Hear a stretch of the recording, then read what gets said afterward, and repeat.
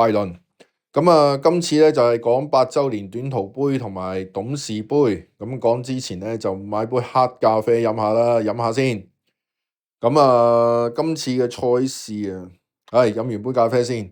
今次嘅賽事咧就先講短途杯先啦。短途杯出馬唔多。其實咧老實講啦，短途杯大家都係睇住一匹馬去跑啫，就係嘉應高升。因為咧就好坦白講，咁多連勝嘅馬諗住破精英大師嘅紀錄，咁呢場馬就贏面就壓一噶啦。咁上次國際賽都贏咗你哋啦，贏得遠晒啦，即係贏遠好多嘅距離啊。今次咧再對翻同類嘅對手，輸嘅機會就真係好低嘅。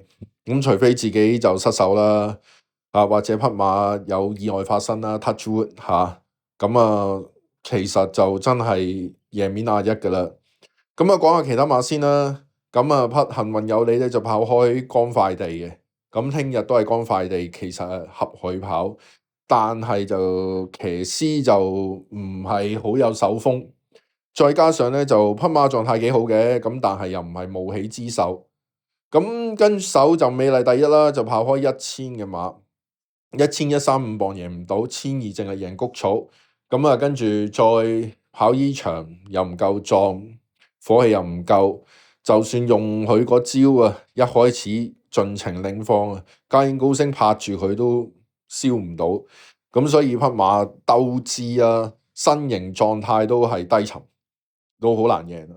好有心得就馬主吳松講過啦，Facebook 度就話希斯叫佢揀2場比賽，一場咧就跑2班135磅咩135磅啊，一場就跑依場。梗係揀依場啦，有獎金。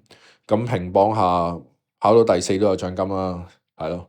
驕陽明區咧就初次上陣嗰陣時咧，今季我講緊就之前試嗰課習咧就好差嘅。之後咧就跑過第3。國際賽跑嗰場我就覺得匹馬就有啲攰啦，起唔翻個狀態。今次埋門我都覺得爭啲勢頭，所以就未至於揀得落咯。如果講3匹嚟講，我覺得舉步新風好靚噶，同埋麥道朗肯揀咧係一個好嘅徵兆嚟嘅。精算暴雪上場好有勢啊，今次試2課習，拍出嚟更有勢。我覺得可以贏到舉步新風就係精算暴雪啦。所以依場馬我揀嚟揀去咧都係3匹嘅啫，嘉應高升啦、舉步新風啦，同埋精算暴雪。事實上咧就真係好難贏到嘉應高升噶啦，爭在舉步新風埋身埋得幾多，精算暴雪過唔過到舉步新風，呢2匹就跑尺寸啦，即係實力差唔多，睇下騎師嘅發揮咯。睇下麥道朗叻啲定艾道拿隻馬銳啲啦。睇下嘉應高升表演嘅啫，坦白講呢場馬。所以冇乜特別補充啦。所以依場馬講嚟講去唔好再講咁多啦。接下落嚟咧就講董事杯。董事杯咧就出好多馬嘅。就開始我覺得陽光勇士先啦。講陽光勇士，老實講姚本輝出2匹，一匹遨遊氣泡，一匹陽光勇士，2匹都好狀態，你問下姚本輝，如果陽光勇士跑第1嘅話會點？佢都唔敢答你係啦。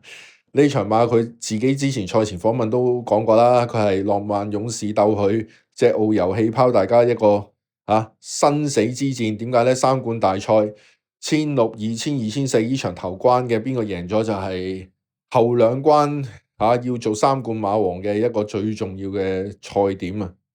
所以一定唔衰得啦。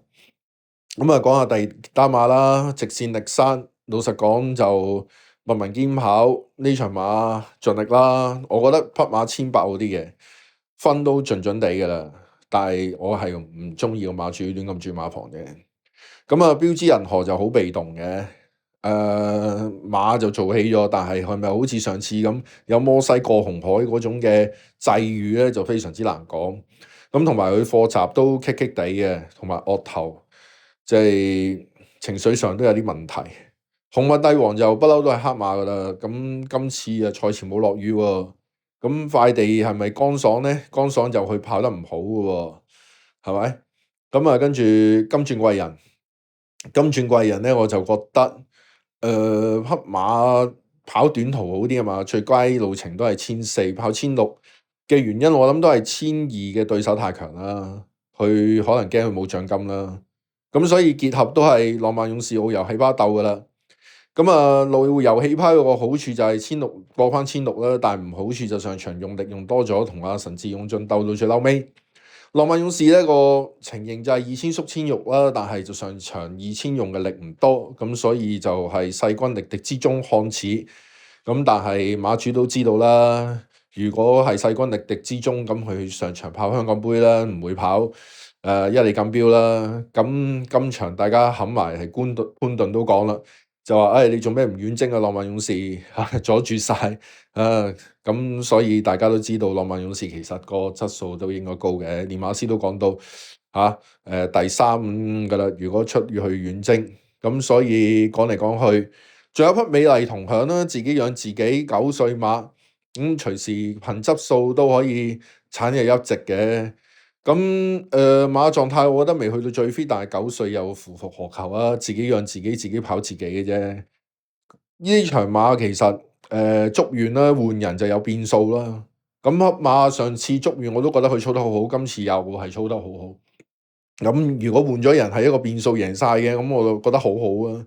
咁但係1600馬佢攞住個1000磅鬆啲，都未1001磅嘅話，就係破格嘅1600馬啦。咁通常1600馬會大身啲，頸粗啲咁，但係捉完係細馬。咁所以結合嚟講咧，講嚟講去咧，都係浪漫勇士啦、澳遊氣泡啦，同埋如果揀後起之秀，我會揀捉完多過隻標之銀河。咁但係標之銀河有個叻人幾人攞去騎，咁會唔會騎高少少咧？其實仲有匹美麗同享啦，可以有權產日一席嘅。咁所以我認為啦，呢場馬浪漫勇士同埋澳遊氣泡一定要揀噶啦，爭在你第3匹係揀捉完啦，美麗同享啦、鴻運帝王定係標之銀河嘅啫。好，所以呢場馬咧，我都係屬意咧浪漫勇士啦、澳遊氣泡啦，同埋匹捉完啦，頂籠都係揀標之銀河嘅啫。仲有美麗同享啦，呢3匹比較難揀啦，我傾向都係捉完啦。